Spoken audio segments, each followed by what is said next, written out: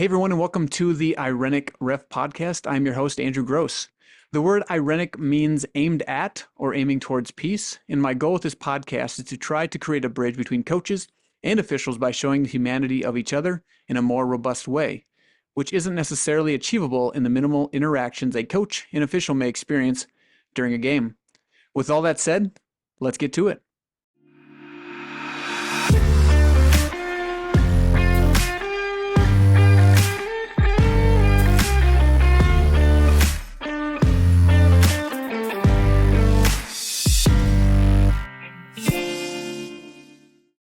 Today's guest is going into his 18th year of basketball officiating and 15th year as a South Dakota registered basketball official. He is also entering his 7th year as a college women's official. He has officiated multiple SD16 and region games and has been selected to work at the state basketball tournament 6 times. In 2022, he was selected to officiate the AA girls state championship game. Along with that, he has worked 15 playoff games as a football official. He got his degree in sports broadcasting in hopes of becoming a sports anchor, but instead went on to be the general manager of the Alex Johnson Hotel in Rapid City for some time. And yes, he'll even tell you there are some strange things that have happened there. But now it's come full circle, and he is now the executive director for the Rapid City Sports Commission. And so with that, would you all please welcome Domico Rodriguez. Domico, how's it going today? Good, sir. How are you? Glad to be here. Thank you. Good. Yeah, for sure. I just quickly wanted to talk about that you know, the Alex Johnson Hotel, and it's a fun thing to talk about because there is some strange things that appear to be happening there. And so just tell us something, really quick. What's your take on all the strange things or the craziness happening at the Alex Johnson? Uh, First off, it was an awesome experience being able to manage one of the best hotels in the state of South Dakota. And from the regards of what is crazy going on, I didn't find myself there, thankfully, at 3 a.m. in the witching hour too many times, but I absolutely had some conversations with some guests that they were unsure what was happening, to the point when they came down and said something to me when I was working the desk in the morning. They had things that they couldn't explain, and then what was crazy was those same things that they couldn't explain were actually in the book of encounters that we had on the front desk. So one gentleman in particular was like, this is the weirdest thing. He tells me the story, and I was like, man, that same thing happened in this book.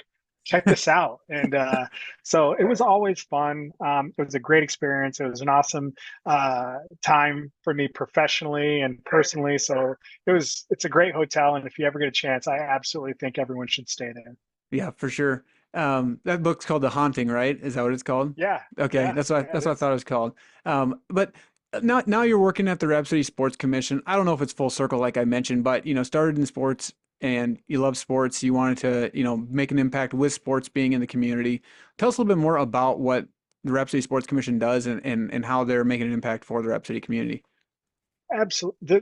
The biggest piece is sports tourism. Obviously, tourism is the number two industry in the state behind agriculture, and it is full circle because many years ago I worked doing sports for Visit Rapid City prior to going on and getting a little more seasoning professionally, and then coming back and starting the sports commission. So the whole point is to create an impact in our community, not only for our kids but for the people coming into Rapid City. And it's all encompassing. Officiating is only a small part of that, but the goal is to create a better place for our kids to play in Rapid City while also welcoming all of the people coming in from the other areas to compete in our community. So it's an awesome job, and I'm just thankful to have the opportunity to lead such a great organization. Yeah, and was a new facility out there part of the Rapid City Sports Commission, kind of bringing new entertainment into in the area? Yeah, that is our ultimate goal. We're unfortunate in the regards that we don't have a billionaire on this side of the state to help invest in our community. So we're having to do some things grassroots, Yeah, raise some funds, but new facilities is something that we need to do in our community to be competitive in the sports tourism market. So absolutely. for sure. All right. Well, with that, let's just get into your personal introduction here. Where did you grow up? How did you get to South Dakota? That's probably a big question for some people, and whatever else you want to share there. Yeah. Born in Kansas City, raised in Denver, and came out to South Dakota to go to college. I played football and ran track up at Black Hill State in the late 90s and basically never left. I was fortunate enough to work in Deadwood for my early 20s, which was, again, a great place to work, a great time in my life, but realized that that lifestyle isn't conducive to adulthood, if you will. It was a Hmm. lot of fun, absolutely, dealing cards up in Deadwood. But once I graduated from college, again, with a sports broadcasting degree, mass communications with a minor in speech. People often wonder, why would somebody get a minor in speech? Who likes speaking and public speaking? And it's something that I did, which kind of bleeds over into a lot of interviews, opportunities like this that you provide, and just it's great to be comfortable in front of a camera and in front of crowds and groups, especially when we're trying to grow things in our community. So it's been a long road getting here. I have a wife, Jamie, two kids, 14, DJ, and Devin is 7. So very busy coaching all my kids' sports, officiating in there, football and basketball, like you said. And it's just my life revolves around sports. People at my job look at my calendar and they're just like, "How do you do this? Like, how does this work?" But thankfully, the family is we're a sports family, Hmm. and it works well for us. But it's one of those things that it's my passion, like you had mentioned earlier, and I just appreciate the opportunity to teach people, in particular children, life lessons through sport. It's one of my favorite things to do. And when I coach how to handle and deal with officials, which is awesome because you talk about full circle. It's just one of those things that kids need to understand what they can and can't do on a court, how to Hmm. be respectful to officials, but also as a dad and as a coach, how to make sure that kids are respectful on and off the court, officials included. Yeah, for sure. And I think you know, one of the people we may come up or bring up and talk about in the future in a little bit here is someone who's also been a coach and also communicates very well with um, you know, the players on the court and talks to them about how to communicate with officials as well. But we will get into that. I'm pretty sure he will be brought up in this conversation today. But besides that, let's talk about how you got started and involved in officiating, and maybe that was a good segue leading right into how you got Yeah, started and involved. it's crazy. I got into officiating um, because I just had a kid and I was bartending and it wasn't conducive to family life. And, there was a period of time where I wasn't making any money bartending. And so a mentor of mine, Royce Wurtzer, from Western South Dakota, he actually worked with my wife and was like, "Hey, is this something that I had been doing it, at the middle school level and youth games. I always say I would ref anything. It didn't matter, just to try and make a buck. Yep. But he basically just said, "Hey, you've got a chance to be good at this if you would just dedicate yourself." And so I did, and he would cart me all around Western South Dakota, to all these little towns, Phillip and Kadoka, and we would go to Bennett County and all these little towns. And he basically got me started. And it was, like I said, it was out of necessity. I had just had a kid and I started in a professional career. And but I'll tell you, and one thing that you'll hear from officials, and maybe it's something that isn't outwardly stated, but I when I decided that I wanted to take officiating seriously is when I stopped doing it for the money. When I decided that, hey, I just wanted to do this because I loved it. I wanted to get better. Some officials who do it for the money maybe don't apply themselves the way that they should. And when I made that mental shift that I was going to do it because I loved it, I had already become established professionally. It became fun, and it was awesome camaraderie and people like Royce, Larry Osborne. I used to ref everything, amateur basketball, city league, any and everything just to get a buck. And finally, I decided, you know what, I didn't need to do all of that, and I wanted to really hone my craft. And was fortunate enough to have some mentors here in Western South Dakota that helped me do that. It was great. Again, things happen in life for a reason. It was a time and place that I was available to do these things. Hmm.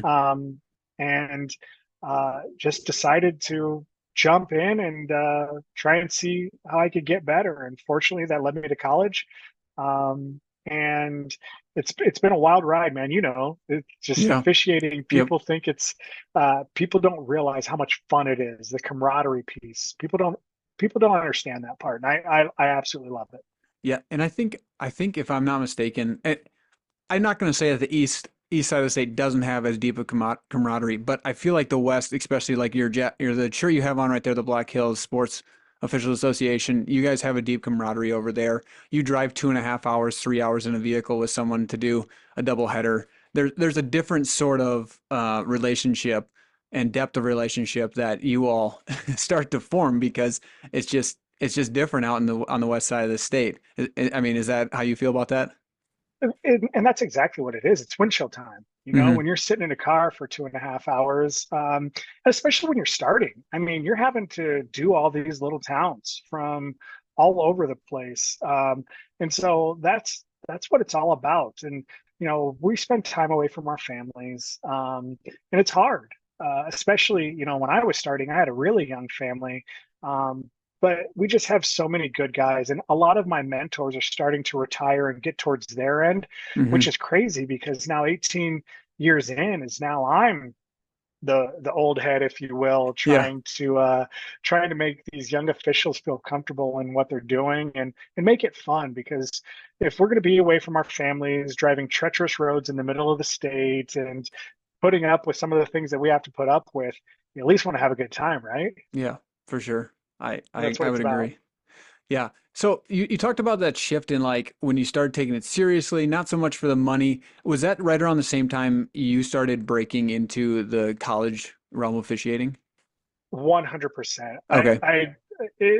That time frame, and it's crazy because I got my first state tournament in 2016, and I got in on the first year officials exemption, and I was thankful to get in, but I didn't get back in for 3 years, Hmm. and that was hard. Yep.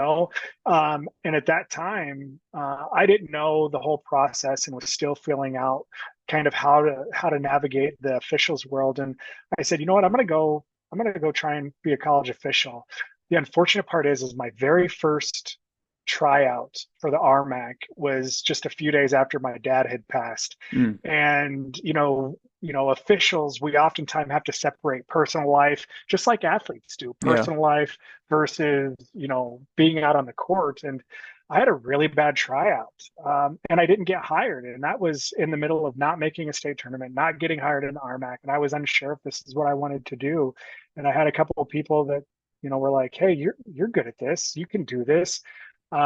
Here's what you got to do to get better." And the one thing that the RMAC assigner always talks about is being coachable. Hmm. And as a former athlete, as someone who coaches athletes, that's something that I harp on.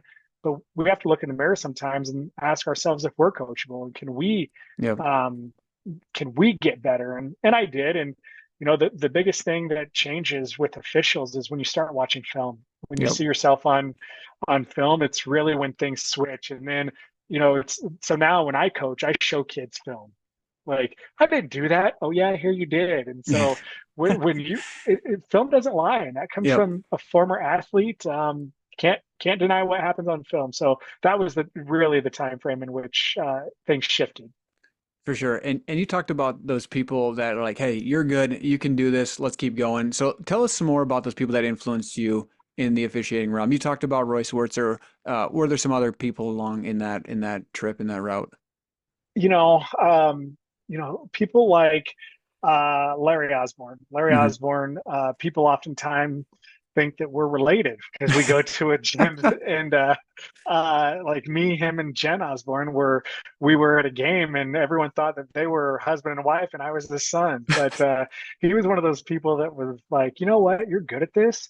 But until you stop doing all that travel ball two-man stuff, you're never going to get to where you want to be. So if you Hmm. want to get better, work with better officials. That's the same thing with athletics. If you want to get better, play better people. So, and Mike Kirkby, he's the mayor of Rapid City. He's a legend in the game, and I would see him at the YMCA, and he'd say, "Where are you going? Who are you working with? What do you got to do?" And again, it's just so many people here, and some of them have retired. Kevin Badwound was one that retired, that really took me under his wing. And what was crazy is when I got in, all these officials were like 50.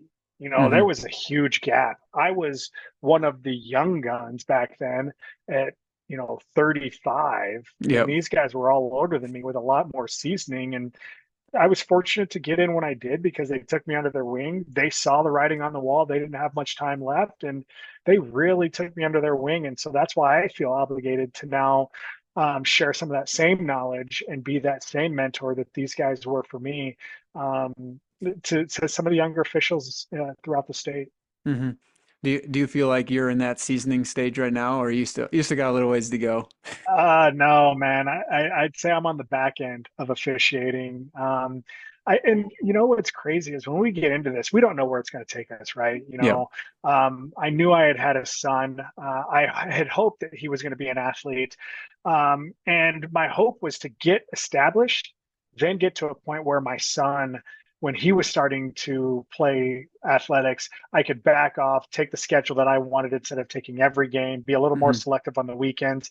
And I'm at that point right now where, I'm chasing him around the state Yep. playing travel basketball, and now I just work when I want instead of working every game. So the plan worked out. I had a little more foresight to set that foundation, but Hmm. now I'm chasing around kids, and so I see the end. I don't know how long it's going to take. The biggest thing for officials is how long their bodies hold out. Yep.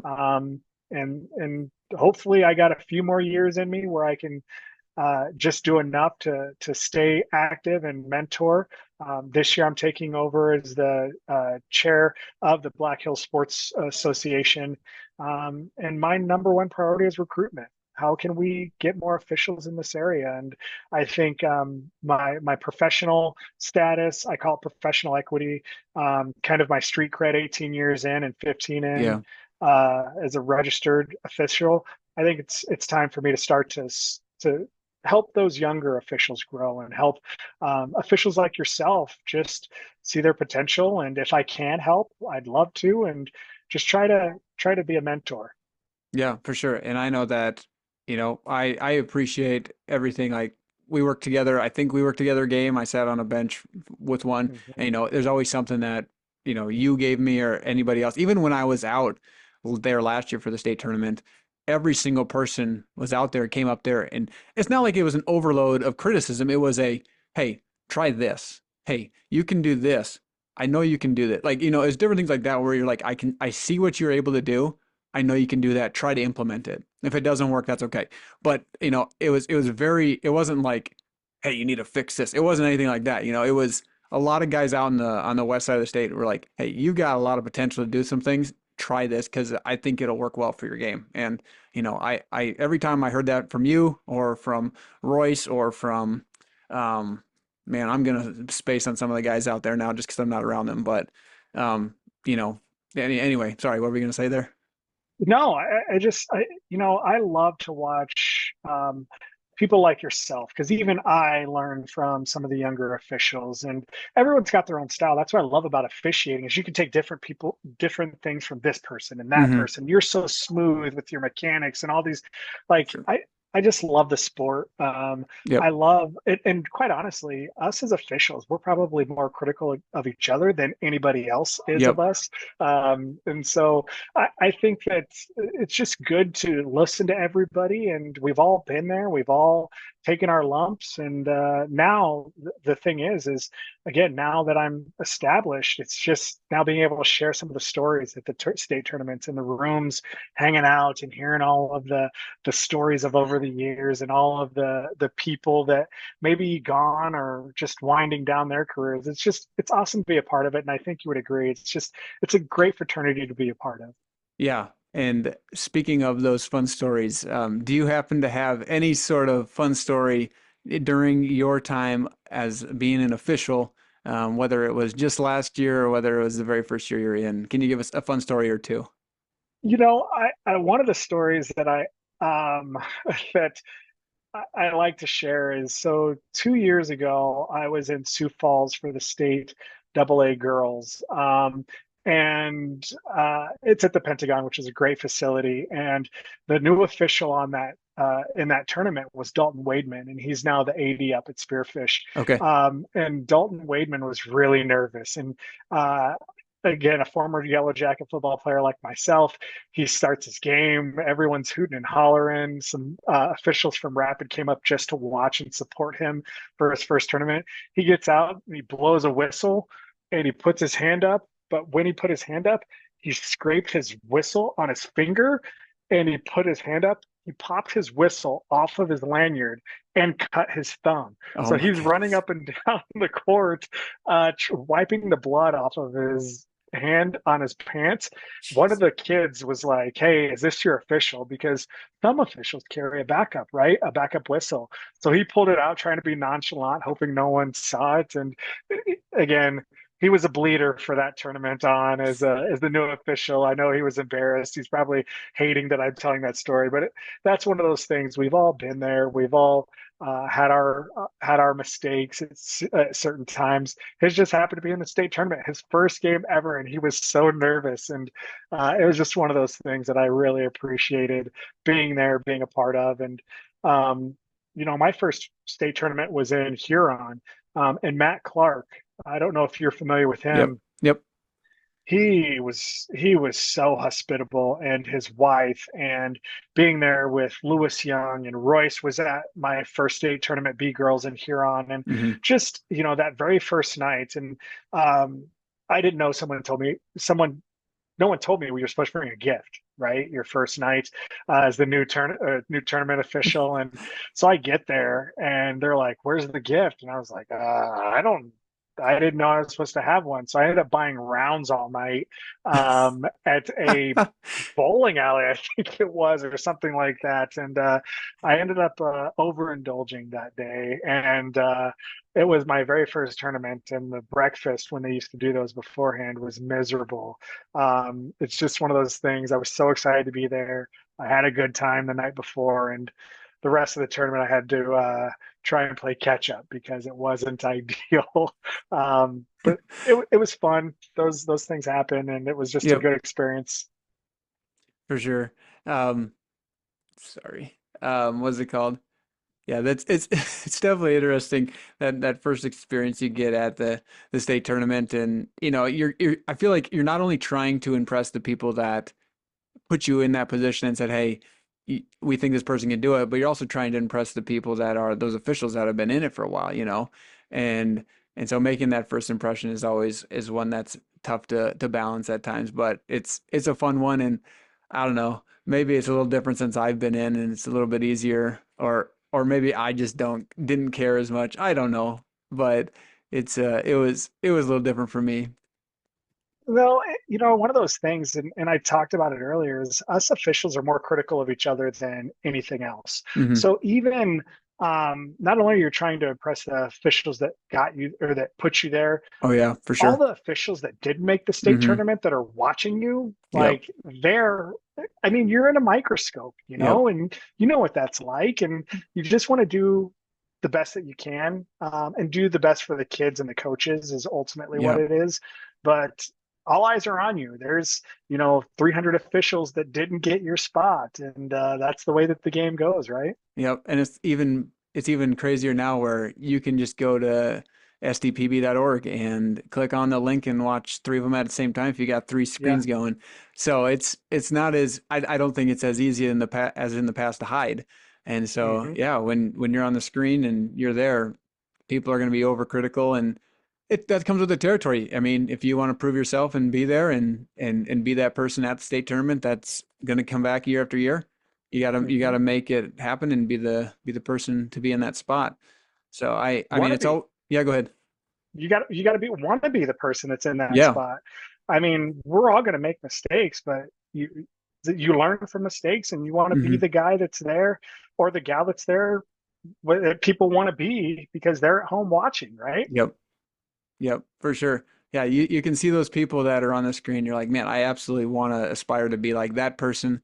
The other person's like, I don't know about that person. But, you know, right, wrong, or indifferent, that's again, you talk about the critic being so critical of ourselves. And I think you said, other officials are so critical of those at the state tournament, but you also got to realize I'm overcritical of myself even more than some people that are watching at home and like, man, that was a bad call. And I'm like, yeah, you don't realize how bad of a call that was. Like that was really bad. Like that's going through my brain when after I make that call. But I'm like, gotta sell it, gotta go to the table. We gotta make this Uh, call and we're gonna keep going from there.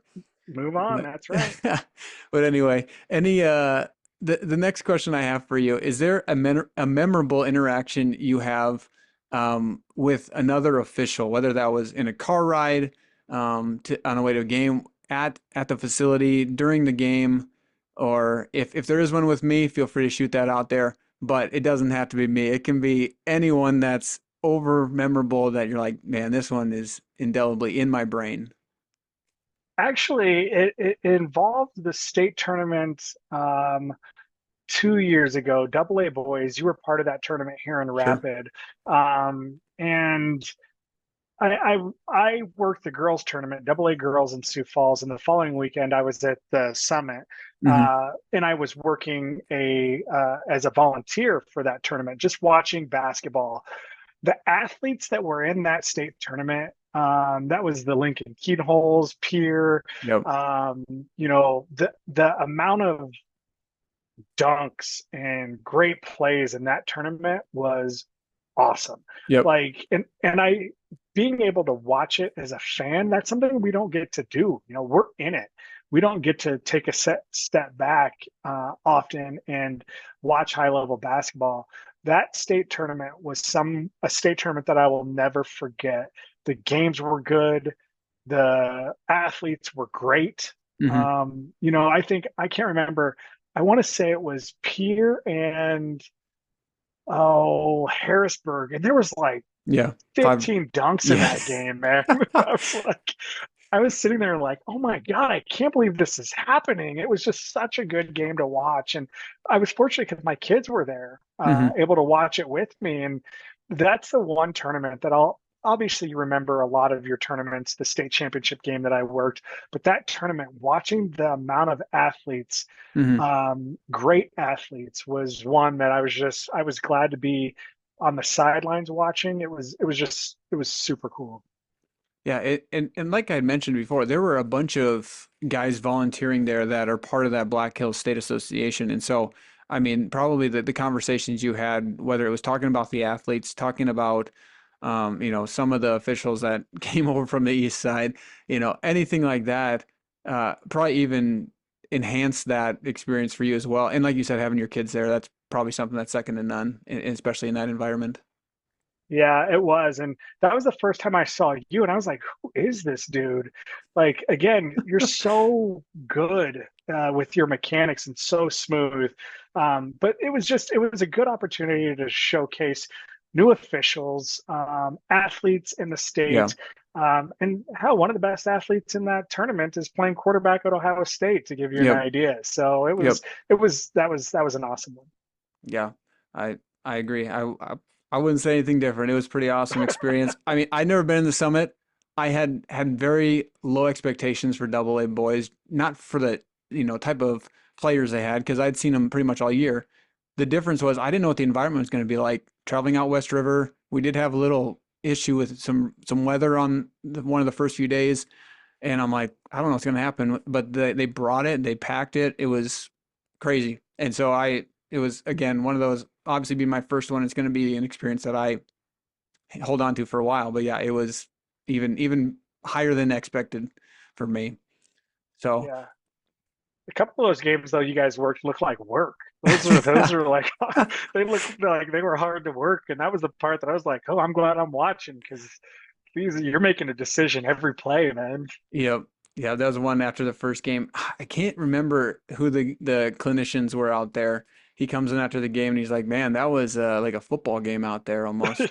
And so, but football not really the sport we're talking about, but they do have rules as well, and we have rules that we have to abide by. And so what um, kind of a double-ended question here. What was a rule in your 18 years that you were glad was added? And then the second half of that is what's a rule that you don't like so much or you wish had some modification to it? The shot clock. Um, Although one of the best games that I've ever worked was White River at New Underwood, and it was a very well coached game. It was Stacy Finkbeiner from New Underwood and Eldon from White River, Hmm. and it was so well coached, so well played. But the game ended up like 36-34, Hmm. and they were in zone, a 2 point lead with that. That was right before they implemented the shot clock. And so that was one that, as much as I love that game, that is few and far between from the non-shot clock era Yeah.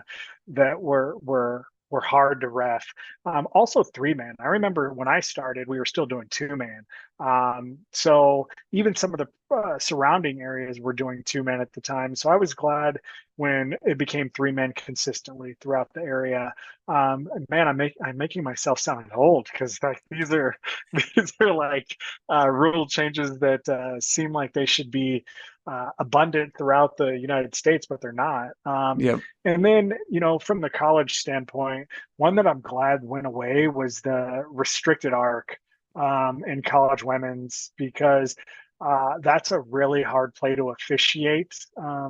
Getting your eyes to see whether or not the defender's heels were in the arc. Just this year, they got rid of that. You Hmm. still see it on the courts for Yeah. women, but man, that was, as a lead official, when you're watching contact, you can sometimes see the play coming at you and see what's Yep. going to happen. It's really hard to switch your eyes down to see. If not, thankfully we have a monitor to look at to Yep. confirm, but still that's a really hard play to officiate. So I'm glad that's gone. See, so that's something that I was unaware of. So that'll be good if I ever take up some JV women's games anywhere. But Yeah. no, that's interesting. Because I've had quite a few coaches for the high school level that have come on now and said that the restricted arc might be a good implementation. Uh, And I correct me if I'm wrong. So the women's game has a lower developmental box for their RA. Is that yeah, correct? LDV. Yep. Okay. LDV. And so Yep. the men's game does not. They just have any secondary defender in is an automatic block. And so that changes it up a little bit because the I think the college women would be more difficult in my opinion. The Yeah. college men, yeah, go ahead. I was just going to say, did they start in the block? That's always the hard part, is Yeah. where do they establish that? And it's your judgment versus someone else's. So Yep.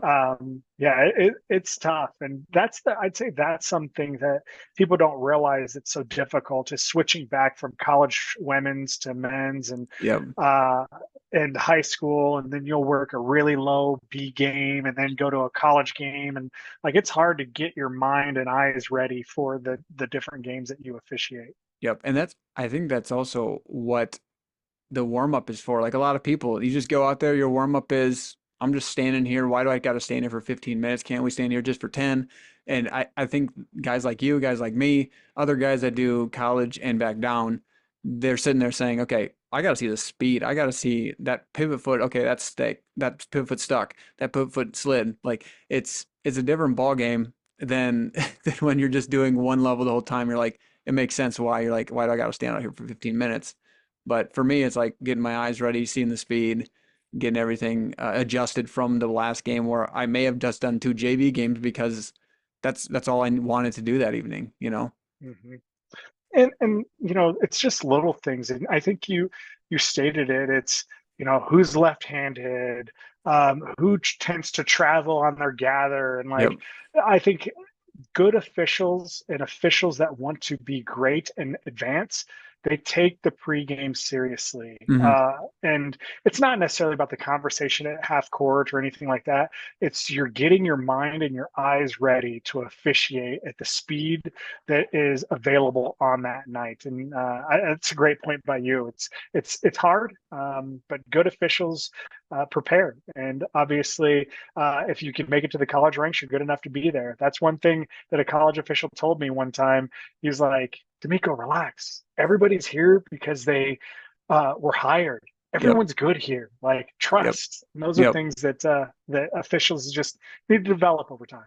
Yep. For sure. So speaking of things that officials are need to develop and grow into, or just any sort of thing, like earlier talked about, hey, getting that film, checking it out. What are some other, tips and advice you can give to a newer official, whether that newer official is like you, they're, I don't know, relatively younger and started, whether they're 40 when they're starting. Yeah. What's a tip, some tricks, some other things that you think a newer official could really benefit from doing versus like, you're like, man, I wish I would have knew that 5 years ago versus now. Take care of your feet. That's a big one. Buying cheap shoes or get what works for you. That would be Hmm. the one piece of advice is you've got to take care of your body. Additionally, film. Be coachable. I had mentioned that earlier, but film doesn't lie. And it seems silly. And I know Royce used to tell me all the time and get in front of a mirror and practice your mechanics. And I was like, oh, I'll never do that. It matters. Like Hmm. it matters to the state.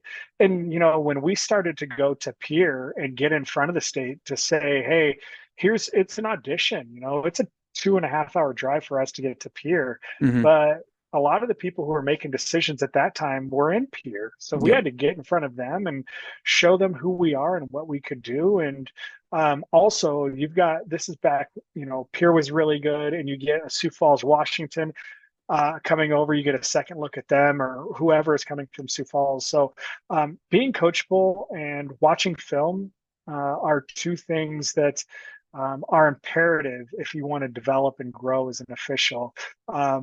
And, you know, another piece of advice I'd give to officials is if you drive a lot, get a $500 deductible on your insurance because there's a lot of deer and a lot of different things out in the middle of the state that could end up causing issues. Yeah, for sure. I mean, just even the side tangent that and given another piece of advice, if you're riding every time, maybe chip in some money too. I mean, like Yeah, I don't take it too personally. I mean, we do get paid a little bit for mileage, but don't be afraid to chip in and do that, uh or just buy that person a drink for the way home or some seeds or whatever. yeah, It just the gesture goes a long way, even if they say no. So. yeah. Any closing words here, D'Amico? Man, I appreciate what you're doing. I think it's good to get to know officials outside of seeing us on the court. We are people, we have families, we have a backstory, and being able to highlight the backstory of different officials is an opportunity. Anytime anyone's ever asked me to do this, I try to because I'm just a normal dude like a lot of people out there. Um, that just happens to love to have the best seat on a basketball court on Hmm. any given night. And we have the best seat. Unfortunately, we're asked to enforce the rules. We get paid good money to do it, but my whole thing is I just want to have the best seat on the floor and to be able to do it with people like yourself and other great gals and guys throughout the state. It's an honor. Especially as I've gotten older, I cherish it a little bit more. Hmm. And as I'm on the downhill slide of my officiating career, it's just awesome to have an opportunity to speak to yourself and anyone else who wants to know about officiating. It's a great side hustle. Yeah. It's for some people it's their primary job, but Yep. we get to get paid to run, and not many people can say that. So Yep. it's awesome. Don't have to pay Planet Fitness or something like that to get in shape. Yeah, and also I think you would agree. It's for the communities and it's for the players and community and fans. I mean, like I don't think fans in the community realize as much. They might get a little frustrated with us at times, but they don't realize that we're in it for them as well. We're in it for the kids. If we're not here, they're not playing games, and that's not a threat. That's just a reality. And a person like you, a person like me, we want to see people playing games. Whether if that means that I gotta run on a court and blow my whistle until I'm 87, like hopefully that's not the case. But I mean, if I have to do some middle school stuff for those kids to be able to play, that's just where I'm gonna be. So, um, anyway, appreciate your time today, Domico. Yeah, everyone, this has been the Irenic Ref podcast with Domico Rodriguez. I am Andrew Gross, and we will see you next time.